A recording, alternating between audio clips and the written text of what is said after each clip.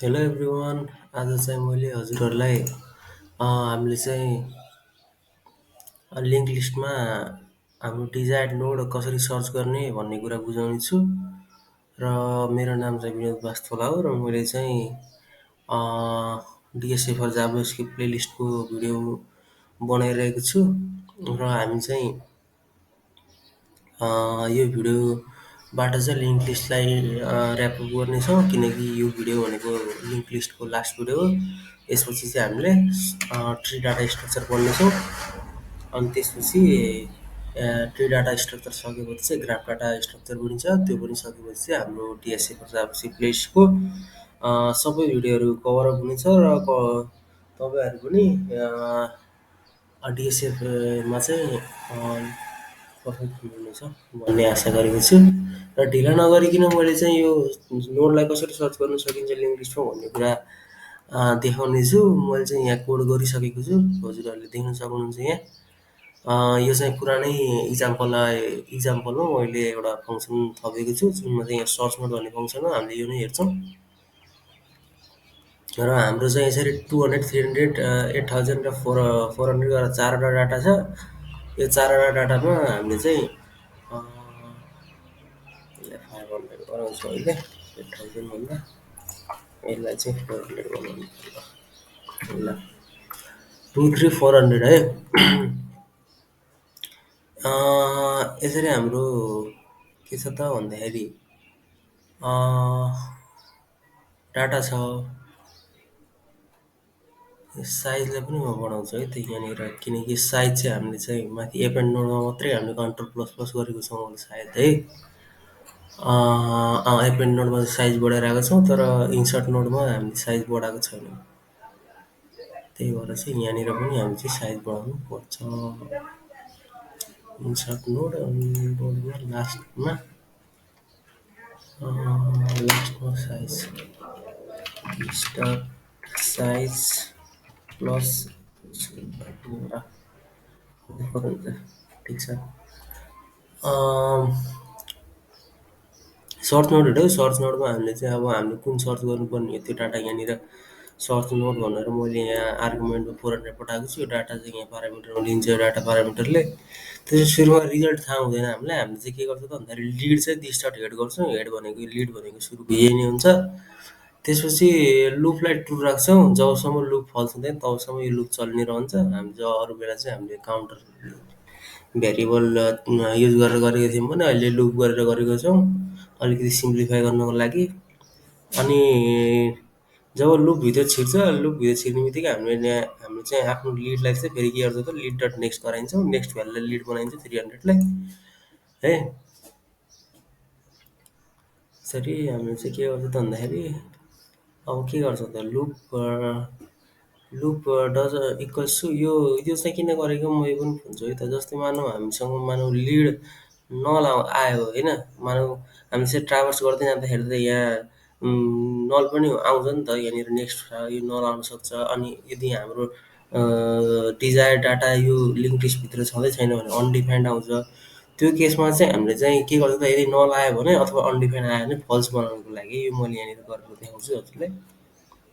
देख्न सक्नुहुन्छ यहाँ डबल नेगेसन लगायो भने के हुन्छ अनडिफाइन्ड अथवा नलमा हामीले नेगेसन लगाइदियो भने ट्रु आउँछ कि, अथवा नलमा ट्रु आउँछ। त्यसमा पनि फेरि हामीले अर्को नट अपरेटर लगाइदिएपछि के आउँछ फल्स आउँछ। त्यही फल्स बनाउनको लागि हो। फल्स बनाउनको लागि हामी जब लुप भनेको फल्स हुन्छ। यस लुप फल्स भइसकेपछि यो लुप चल्दैन है। अनि यदि लुपमा चाहिँ डाटा छ भने चाहिँ अब चेक गर्छ हाम्रो डाटालाई। यदि लुप ट्रु छ भने ट्रु छ अथवा डाटा छ भने भन्नु खोजेको। एन्ड लिड डट भ्यालु भनेको त्यही लिडमा भएको भ्यालु है। लिडमा भएको भ्यालु हाम्रो डाटासँग बराबर छ भने के गर्ने त हामीले अब हामीले लुप चलाउनु पर्दैन। लुपलाई फल्स बनाइदिन्छौँ हामीले। अनि रिजल्ट भनेको त्यही लिड हो भनेर हामीले यसरी के गरिदिन्छौँ त भन्दाखेरि रिजल्ट अनडिफाइन्ड थियो सुरुमा, अब चाहिँ हामीले रिजल्टलाई लिड बनाइदिन्छौँ है। त्यसपछि चाहिँ कन्सोल डट लग यहाँ रिजल्ट गरेको छु मैले। रिजल्ट गरेको लिस्ट डट सर्च यसलाई ओपन गरौँ है त। कमेन्ट आउट गर्छु म, देख्न सक्नुहुन्छ। यसरी हामीले डाटा पाउँछौँ है त। हामीले 400 सर्च गरेको छ 400 यहाँ देखाइरहेको छ। यहाँ 4000 राख्यो भने के हुन्छ हेर्नु त अनडिफाइन आउँछ है। किनकि हामी चाहिँ अनडिफाइन त सुरुमा अनडिफाइनै रहिरहन्छ।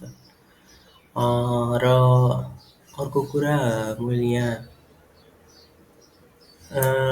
मानौँ हामी यहाँ 200 सर्च गरौँ त। 200 सर्चमा छैन है यो फेरि। सो यहाँ के गर्नु पऱ्यो भन्दाखेरि सानो मोडिफिकेसन गर्नुपर्छ किनकि यहाँनिर मैले यहाँ इफ सुरुमा एउटा इफ एल्स कन्डिसन के अरे इफ लगाइदिए पनि हुन्छ किनकि यदि हाम्रो डाटा भनेको सुरुकै हेड हो भने हामीले चाहिँ के गर्दै पुग्यो त भन्दाखेरि यहीँनिर अगाडि नै हामीले यो लुपलाई टर्मिनेट गरिदिए यो फङ्सनलाई टर्मिनेट गरिदिए हुन्छ।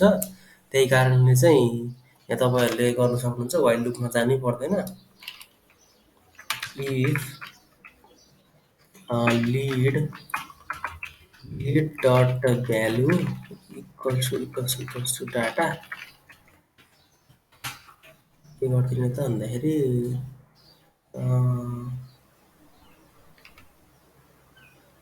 return lead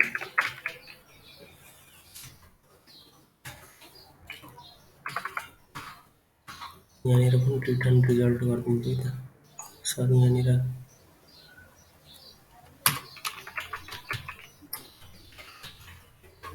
return result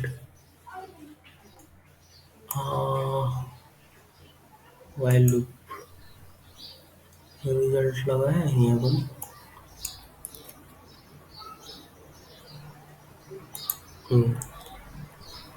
return result ठिक छ। यो कन्सोल गरेन है त मैले रिटर्न लिड गरिदिएँ अनि यहाँनिर कन्सोल फाइनल भ्यालु भनेर राखिदिएँ अनि यहाँनिर कसरी फाइनल भ्यालु यसरी गरिदिँदाखेरि ठिक हुन्छ हामीलाई। त्यो स्टार्टेड यसरी पाउन सकिन्छ त हामीले सुरुमै सुरुको भ्यालु पाउन सकिन्छ। अब यदि मानौँ हामीले चाहिँ यहाँनिर 300 सर्च गर्छौँ भने देख्न सक्नुहुन्छ यसरी पाइन्छ है। सजिलो छ एकदम सजिलो छ यो गाह्रो गति पनि छैन। हामीले यसरी डाइरेक्टली गर्दा पनि हुन्छ। एकदम हजुरहरूलाई बुझाउनको लागि हो यो। यसमा अलिकति अझै मोडिफिकेसन गऱ्यो भने अझै हजुरहरूलाई बुझ्नु सजिलो हुन्छ। त्यही कारणले चाहिँ हजुरहरूले मोडिफाई पनि गर्न सक्नुहुन्छ आफ्नो रिक्वायरमेन्ट अनुसार र गाह्रो गति पनि छैन। र लिङ्क लिस्ट चाहिँ आजदेखि यही एन्ड भयो।